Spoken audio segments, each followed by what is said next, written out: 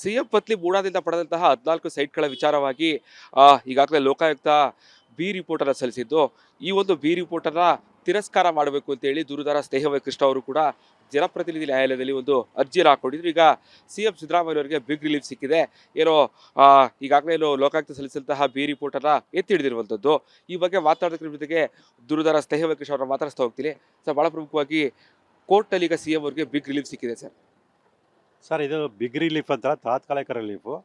ನಾನು ಏನೇನು ಆದೇಶ ಮಾಡಿದೆ ಆ ಆದೇಶವನ್ನು ಪ್ರಶ್ನೆ ಮಾಡಿ ನಾನು ಉಚ್ಚ ನ್ಯಾಯಾಲಯದಲ್ಲಿ ಒಂದು ಅರ್ಜಿಯನ್ನು ಮೇಲ್ಮನವಿ ಸಲ್ಲಿಸ್ತಾ ಇದ್ದೀನಿ. ಆ ಮೇಲ್ಮನವಿಯಲ್ಲಿ ನನಗೆ ಜಯ ಸಿಗುತ್ತೆ ಅನ್ನೋ ವಿಶ್ವಾಸ ನನಗಿದೆ. ಅಂದರೆ ಏನು ನ್ಯಾಯಾಲಯ ಆದೇಶ ಮಾಡೋದು, ಜನಪ್ರತಿನಿಧಿ ವಿಶೇಷ ನ್ಯಾಯಾಲಯ ಆದೇಶ ಮಾಡಿ ಆ ಆದೇಶವನ್ನು ರದ್ದುಪಡಿಸಿ ಆರೋಪಗಳನ್ನ ವಿಚಾರಣೆ ಒಳಪಡಿಸೋದಕ್ಕೆ ಒಂದು ಸೂಕ್ತ ಆದೇಶವನ್ನು ಮಾಡ್ತಾರೆ ಅನ್ನೋ ವಿಶ್ವಾಸ ನನಗಿದೆ. ಅಂದ್ರೆ ಈ ಪ್ರಕರಣದಲ್ಲಿ ಹಲವಾರು ಆರೋಪಿಗಳು ಅಂದ್ರೆ ಸಿಎಂ ಪತ್ನಿ ಇರ್ಬೋದು, ಅವರ ಬಾಮೈದ ಇರ್ಬೋದು, ಜೊತೆಗೆ ದೇವರಾಜ್ ಭೂಮಿಯ ಮಾಲೀಕ, ಎಲ್ಲರೂ ಕೂಡ ಕ್ಲೀನ್ ಚೀಟ್ ಕೊಟ್ಟಿರುವಂಥದ್ದು ಸರ್. ಅದನ್ನೇ ಸರ್, 4 ಜನ ವಿರುದ್ಧ ಏನು ಲೋಕಾಯುಕ್ತ ಅಧಿಕಾರಿಗಳು ಬಿ ಅಂತಿಮ ವರದಿ ಸಲ್ಲಿಸಿದ್ರು, ಆ ಬಿ ಅಂತಿಮ ವರದಿನ ಮಾನ್ಯ ನ್ಯಾಯಾಲಯ ಅಂಗೀಕರಿಸಿದೆ. ಆ ಎಲ್ಲ ಇದ್ರ ಬಗ್ಗೆಯೂ ಕೂಡ ನಾನು ಮೇಲ್ಮನವಿ ಸಲ್ಲಿಸೋದಕ್ಕೆ ನಾನು ನಿರ್ಧಾರ ಮಾಡಿದ್ದೀನಿ. ಯಾವ ಅಂಶಗಳಲ್ಲಿ ಹಿನ್ನಡೆ ಆಯ್ತು ಅನ್ಸುತ್ತೆ ಸರ್ ನಿಮಗೆ? ಸರ್, ನನಗೆ ಅದೇ ಭಾಳ ಆಶ್ಚರ್ಯ ಮತ್ತು ಕುತೂಹಲಕಾರಿಯಾದಂಥ ಆದೇಶ. ಆದೇಶ ಪ್ರತಿ ನನಗೆ ಇನ್ನೂ ಸಿಕ್ಕಿಲ್ಲದೆ ಇರೋದ್ರಿಂದ ಆ ಆದೇಶ ಪ್ರತಿ ಪಡೆದು ಅದರಲ್ಲಿ ಇರತಕ್ಕಂಥ ಅಂಶಗಳನ್ನು ವಿಶ್ಲೇಷಣೆ ಮಾಡೋದು ಗೊತ್ತಾಗುತ್ತೆ. ಯಾವ ಅಂಶಗಳನ್ನು ಪರಿಗಣಿಸಿದೆ ಮಾನ್ಯ ನ್ಯಾಯಾಲಯ ಮತ್ತು ಯಾವ ಅಂಶಗಳನ್ನು ಪರಿಗಣಿಸಿಲ್ಲ ಅನ್ನೋದು ಸ್ಪಷ್ಟವಾಗಿ ಹೇಳ್ಬೋದು. ಅಂದ್ರೆ ಈ ಇಲ್ಲೇ ಲೋಕಾಯುಕ್ತ ಕೂಡ ಸಲ್ಲಿಸಿದ ಬಿ ರಿಪೋರ್ಟ್ ಅಲ್ಲೂ ಕೂಡ ನಾಲ್ವರದೇನು ಪಾತ್ರ ಇಲ್ಲ, ಅಧಿಕಾರಿಗಳು ತಪ್ಪು ಅಂತ ಹೇಳಿತ್ತು ಸರ್. ಆದ್ರೆ ಅವರ ಒಂದು ಪ್ರತಿಯಲ್ಲಿ ಕೂಡ ನೋಡಿದ್ದೀರಿ ಸರ್ ನೀವು. ಸರ್, ಒಂದೇ ಕೈಲಿ ಚಪ್ಪಲಿ ಹೊಡೆಯೋಕ್ಕೆ ಸಾಧ್ಯ ಇಲ್ಲ ಅಥವಾ ಒಂದೇ ಬೆರಳಲ್ಲಿ ಚಿಟಿಕೆ ಹೊಡೆಯೋಕ್ಕೆ ಸಾಧ್ಯ ಇಲ್ಲ. ಹಾಗಾಗಿ ಇವರ ಪಾತ್ರ ಇಲ್ಲದೆ ಅಧಿಕಾರಿಗಳು ದುರುದ್ದೇಶಪೂರ್ವಕವಾಗಿ ಅಥವಾ ಅವರಿಗೆ ಬೇರೆ ಯಾವುದೋ ಲಾಭದಿಂದ ಇವರಿಗೆ ನಿವೇಶನ ಕೊಟ್ಟಿರೋಂಥದ್ದಲ್ಲ. ಅವ್ರಿಗೇನು ಲಾಭ ಆಗಿದೆ? ಸೊ ಅದನ್ನು ವಿಶ್ಲೇಷಣೆ ಮಾಡಿದಾಗ ಗೊತ್ತಾಗತ್ತೆ ಇಲ್ಲಿ ಇಬ್ಬರು ತಪ್ಪು ಮಾಡ್ಯಾರ ಅಂತೇಳಿ.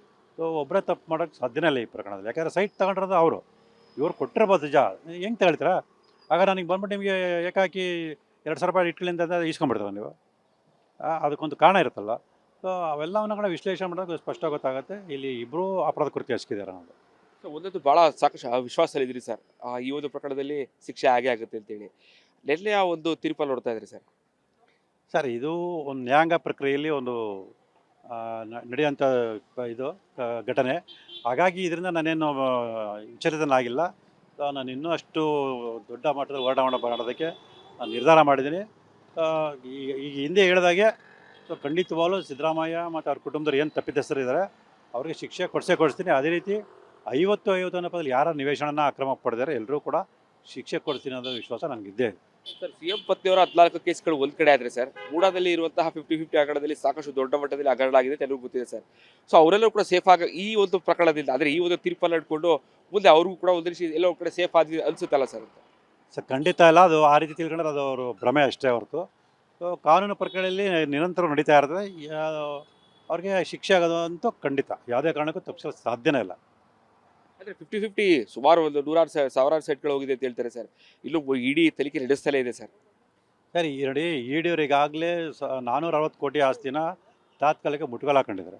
ಸೊ ಇನ್ನೂ ಹಲವಾರು ನಿವೇಶನನ ಸದ್ಯದಲ್ಲೇ ಮುಟ್ಗೋಲು ಹಾಕ್ತಾನೆ ಅದು ಕಂಡು ಬರುತ್ತೆ. ಸೊ ಹಾಗಾಗಿ ಯಾರು ಕೂಡ ತಪ್ಪಿಸಲು ಸಾಧ್ಯನೇ ಇಲ್ಲ. ಸೊ ಇಲ್ಲಿ ಲೋಕಾಯುಕ್ತ ಅಧಿಕಾರಿಗಳ ಮೇಲೆ ಪ್ರಭಾವ ಬೀರಿದ್ದಾರೆ ಅನ್ನೋ ಕಾರಣಕ್ಕೆ ಸೊ ತಪ್ಪಿಸಲು ಸಾಧ್ಯನೇ ಇಲ್ಲ. ನ್ಯಾಯಾಲಯದಿಂದ ಅವ್ರಿಗೆಲ್ರಿಗೂ ಶಿಕ್ಷೆ ಆಗೇ ಆಗುತ್ತೆ. ಅಂದ್ರೆ ಈ ಪ್ರೊಸೀಡಿಂಗ್ಸ್ ಅಲ್ಲಿ ನೋಡ್ತಾ ಇದ್ರೆ ಸರ್, ನಿಮಗೂ ಕೂಡ ವರದಿ ಸಿಕ್ಕಿಲ್ಲ ಸರ್. ಪ್ರೊಸೀಡಿಂಗ್ಸ್ ಎಲ್ಲವೂ ಕೂಡ ನೋಡ್ತಾ ಇದ್ರೆ ಸರ್, ಎಲ್ಲಿ ನಿಮ್ಗೆ ಹಿನ್ನಡೆ ಆಯ್ತು ಅನ್ಸುತ್ತೆ ಸರ್ ನಿಮ್ಮ ಅನಾಲಿಸಿಸ್ ಪ್ರಕಾರ? ಸರ್, ಅದು ಆ ಒಂದು ನ್ಯಾಯಾಧೀಶರಾಗಲಿ ಅಥವಾ ತನಿಖಾಧಿಕಾರಿ ಆಗಲಿ ಆ ಒಂದು ದಾಖಲಾತಿಗಳನ್ನು ವಿಶ್ಲೇಷಣೆ ಒಳಪಡಿಸುವಂಥ ಒಂದು ಸಾಮರ್ಥ್ಯದ ಮೇಲೆ ಆ ಒಂದು ನಿರ್ಧಾರ ಆಗುತ್ತೆ ಅಂತ ಹೇಳ್ಬೋದು. ಈಗ ನನಗೆ ತಪ್ಪು ಅಂತ ಕಂಡು ಬಂದರೆ ಅವರಿಗೆ ಸರಿ ಅಂತ ಕಂಡಿರ್ಬೋದು. ಹಾಗಾಗಿ ಆ ಒಂದು ಆದೇಶದಲ್ಲಿ ಇರ್ತಕ್ಕಂಥ ಅಂಶಗಳನ್ನು ವಿಶ್ಲೇಷಣೆ ಮಾಡೋದಲ್ಲ ಅಷ್ಟೇ ಗೊತ್ತಾಗುತ್ತೆ. ಸೊ ಮಾನ್ಯ ನ್ಯಾಯಾಧೀಶರು ಯಾವ ಒಂದು ಅಂಶಗಳನ್ನು ಇಟ್ಕೊಂಡು ಈ ಆದೇಶ ಮಾಡಿದ್ದಾರೆ ಅಂತ. ಈ ಹಿಂದೆ ಸಿಎಂ ಸಿದ್ದರಾಮಯ್ಯ ಕೂಡ ಹೇಳ್ತಾ ಇದ್ರು ಸರ್, ನಾ ಏನು ತಪ್ಪಾಡಿಲ್ಲ ಅಂತ ಹೇಳಿ ಪ್ರತಿ ಭಾಷಣದಲ್ಲೂ ಕೂಡ ಹೇಳ್ತಾ ಇದ್ರು. ಎಲ್ಲೋ ಒಂದು ಕಡೆ ಆ ಭಾಷಣ ಇವತ್ತು ಈ ತೀರ್ಪಿನಿಂದಾಗಿ ನಿಜ ಆಯ್ತು ಅಂತ ಒಂದು ಮೆಸೇಜ್ ಪಾಸ್ ಆಗಲಿಲ್ಲ ಸರ್ ಅಂತ. ಸರ್, ಇಡೀ ರಾಜ್ಯದ ಜನತೆಗೆ ಗೊತ್ತಿದೆ. ನಾನು ದೂರು ದಾಖಲೆ ಮಾಡೋಕ್ಕಿಂತ ಮುಂಚೆ ಇದೇ ಸಿದ್ದರಾಮಯ್ಯನವರು ವಿಧಾನಸೌಧದಲ್ಲೂ ಕೂಡ ತೊಡೆ ತಟ್ಟಿ ಹೇಳಿದರು, ನಾವು ಯಾವುದೇ ರೀತಿ ತಪ್ಪು ಮಾಡಿಲ್ಲ, ಕಾನೂನುಬದ್ಧ ನಿವೇಶನ ಪಡೆದಿದ್ವಿ, ಅದ್ರ ಬೆಲೆ 60 ಕೋಟಿಗಿಂತ ಹೆಚ್ಚಿನ ಬೆಲೆ ಬಾಳುತ್ತದೆ, ಆ ದುಡ್ಡನ್ನು ಕೊಟ್ಟರೆ ನಾವು ನಿವೇಶನ ವಾಪಸ್ ಕೊಡ್ತೀವಿ ಅಂದರೆ. ಆದರೆ ನಾನು ದೂರು ದಾಖಲೆ ಮಾಡೋದು 3 ದಿನಗಳಲ್ಲಿ ಒಂದೇ ದಿನ 14 ನಿವೇಶನ ವಾಪಸ್ ಕೊಟ್ಟರು. ಯಾಕೆ ಕೊಟ್ಟರು? ಅವ್ರು ಹೇಳೋದು ರಾಜಕೀಯವಾಗಿ ಒಂದು ಮಾತುಗಳು ಕೇಳಬಾರ್ದನ್ನು ನೊಂದು ಕೊಟ್ಟಿದ್ದಾರೆ ಅಂತೇಳಿ. ಆ ರೀತಿ ಇದ್ದಿದ್ರೆ ಪ್ರಾರಂಭದಲ್ಲೇ ವಾಪಸ್ ಕೊಡ್ಬೋದಾಗಿತ್ತಲ್ಲ. ಯಾಕಂದರೆ ಇದ್ರ ಬಗ್ಗೆ ಒಂದು ನಾನು ದೂರು ದಾಖಲೆ ಮಾಡೋಕ್ಕಿಂತ ಹೆಚ್ಚಿಗೆ 6 ತಿಂಗಳಿಂದ ಮುಂಚೆ ಅಂದ್ರೂ ಕೂಡ ಈ ಆರೋಪಗಳು ಕೇಳಿ ಬರ್ತಿತ್ತು. ಸೊ ಆಗಲೇ ವಾಪಸ್ ಕೊಡ್ಬೋದಾಗಿತ್ತಲ್ಲ. ನಾನು ದೂರು ದಾಖಲೆ ಮೂರೇ ದಿನದಲ್ಲಿ ಯಾಕೆ ವಾಪಸ್ ಕೊಡ್ತಿದ್ರು? ಸೊ ಇವೆಲ್ಲ ರಾಜ್ಯ ಜನಕ್ಕೆ ಗೊತ್ತಿದೆ. ಸೊ ಇಲ್ಲಿ ಇದೇ ನನಗೆ ಭಾಳ ಆಶ್ಚರ್ಯ ಆಗೋಂಥದ್ದು. ಸ್ವತಃ ಆರೋಪಿಗಳೇ ತಮ್ಮ ತಪ್ಪನ್ನು ಒಪ್ಪಿಕೊಂಡು ಮೂರೇ ದಿವಸದಲ್ಲಿ ನಿವೇಶನ ವಾಪಸ್ ಕೊಟ್ಟಿದ್ದಾರೆ. ಆದರೆ ಆ ತಪ್ಪು ಅಪರಾಧ ಕೃತ್ಯ ಆಗಿದೆ. ಅದಕ್ಕೆ ಶಿಕ್ಷೆ ಕೊಡಬೇಕು ಅಂತ ಸಾಬೀತುಪಡಿಸೋದಕ್ಕೆ ನಾನು ಈ ರೀತಿಯ ಹೋರಾಟ ಮಾಡಬೇಕಂತ ಇದೆಯಲ್ಲ, ಈ ವ್ಯವಸ್ಥೆ ನಿಜಕ್ಕೂ ಬದಲಾವಣೆ ಆಗಬೇಕು. ಜನ ಇದನ್ನು ಅರ್ಥ ಮಾಡ್ಕೊಳ್ಬೇಕು ಮತ್ತು ಎಚ್ಚೆತ್ಕೊಳ್ಬೇಕು.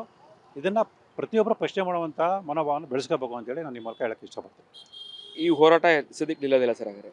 ಸರ್ ಖಂಡಿತವಾಗ್ಲೂ ಇಲ್ಲ. ನಾನು ಈಗಾಗಲೇ ಹೇಳಿರೋ ಪ್ರಕಾರ ಈ ತಪ್ಪಿತರ ಶಿಕ್ಷೆ ಕೊಡಿಸೋವರೆಗೂ ನನ್ನ ಹೋರಾಟ ನಿರಂತರ ನಡೆಯುತ್ತೆ. ಇದಿಷ್ಟು ದುರ್ಧರ ಸ್ನೇಹ ಕೃಷ್ಣ ಅವರ ಮಾತುಗಳು. ಬಹಳ ಪ್ರಮುಖವಾಗಿ ಈಗಾಗಲೇ ಏನು ನಿನ್ನೆ ಬಂದಂತಹ ತೀರ್ಪನ್ನ ನಾವು ಪ್ರಶ್ನೆ ಮಾಡಿ ನಾನು ಹೈಕೋರ್ಟ್ಗೂ ಕೂಡ ಹೋಗ್ತೀನಿ ಅನ್ನೋ ಮಾತುಗಳು ಹೇಳ್ತಾ ಇದ್ದಾರೆ. ಜೊತೆಗೆ ಈಗಾಗಲೇ ಈ ಒಂದು ಪ್ರಕರಣದಲ್ಲಿ ಸಿಎಂ ಸಿದ್ದರಾಮಯ್ಯವರಿಗೆ ನಾನು ಶಿಕ್ಷೆ ಕೊಡಿಸೋದ್ರಿಗೂ ಕೂಡ ನನ್ನ ಹೋರಾಟವನ್ನ ನಿಲ್ಲಿಸೋದಿಲ್ಲ ಅನ್ನೋ ಮಾತುಗಳು ಕೂಡ ಹೇಳ್ತಾ ಇರುವಂಥದ್ದು.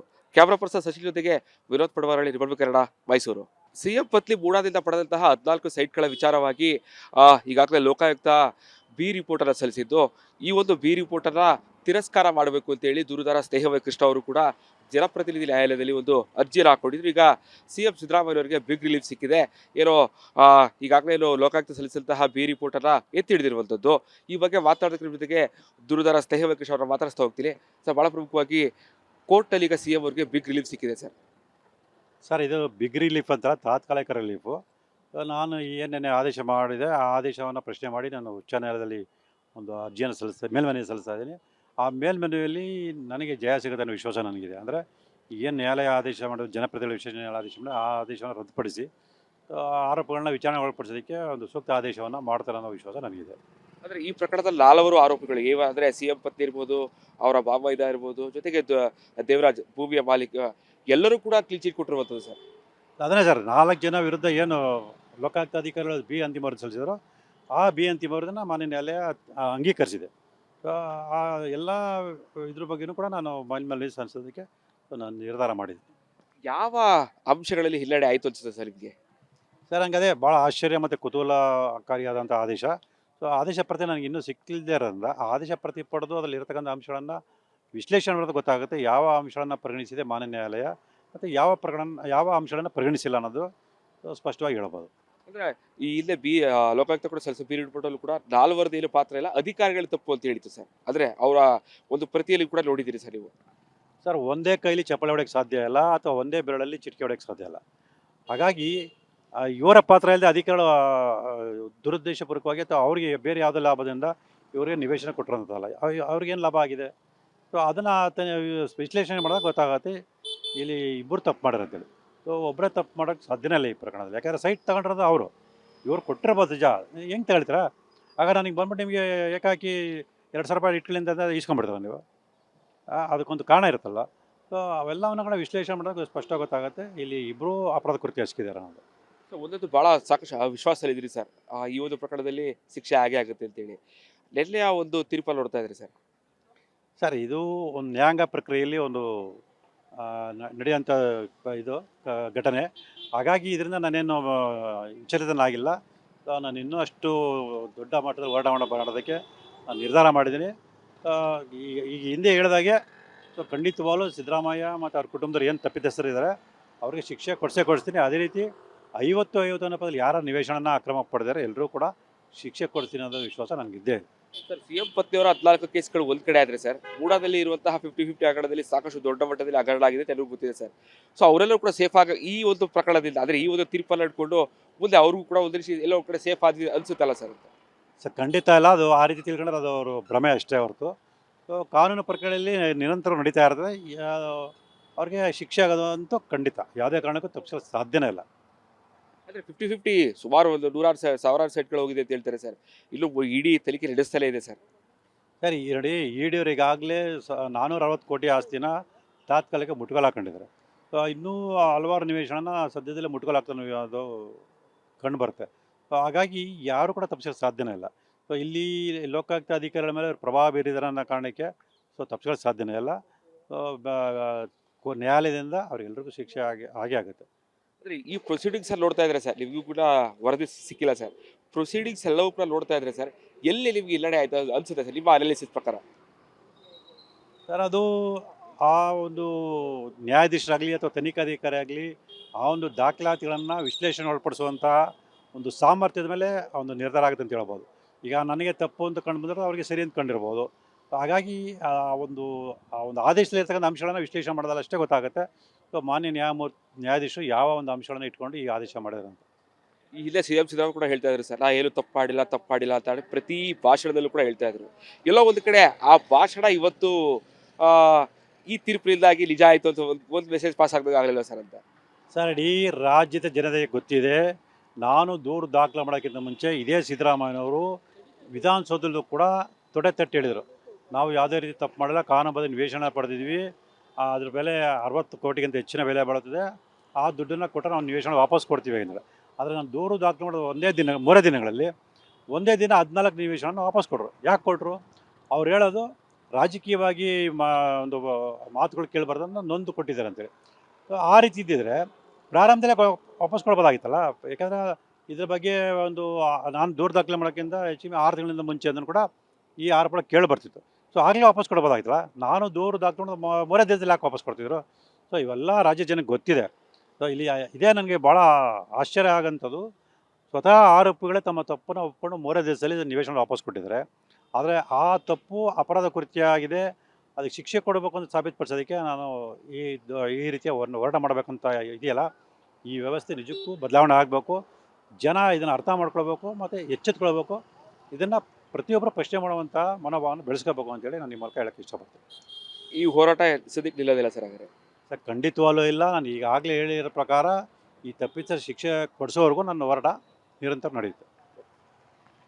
ಇದಿಷ್ಟು ದೂರುದಾರ ಸ್ನೇಹ ಕೃಷ್ಣ ಅವರ ಮಾತುಗಳು. ಬಹಳ ಪ್ರಮುಖವಾಗಿ ಈಗಾಗಲೇ ನಿನ್ನೆ ಬಂದಂತಹ ತೀರ್ಪನ್ನ ನಾನು ಪ್ರಶ್ನೆ ಮಾಡಿ ನಾನು ಹೈಕೋರ್ಟ್ಗೂ ಕೂಡ ಹೋಗ್ತೇನೆ ಅನ್ನೋ ಮಾತುಗಳು ಹೇಳ್ತಾ ಇದ್ದಾರೆ. ಜೊತೆಗೆ ಈಗಾಗಲೇ ಈ ಒಂದು ಪ್ರಕರಣದಲ್ಲಿ ಸಿಎಂ ಸಿದ್ದರಾಮಯ್ಯವರಿಗೆ ನಾನು ಶಿಕ್ಷೆ ಕೊಡಿಸೋದ್ರಿಗೂ ಕೂಡ ನನ್ನ ಹೋರಾಟವನ್ನ ನಿಲ್ಲಿಸೋದಿಲ್ಲ ಅನ್ನೋ ಮಾತುಗಳು ಕೂಡ ಹೇಳ್ತಾ ಇರುವಂಥದ್ದು. ಕ್ಯಾಮ್ರಾ ಪರ್ಸನ್ ಸಚಿನ್ ಜೊತೆಗೆ ವಿನೋದ್ ಪಡವಾರಳ್ಳಿ, ರಿಪಬ್ಲಿಕ್ ಕನ್ನಡ, ಮೈಸೂರು.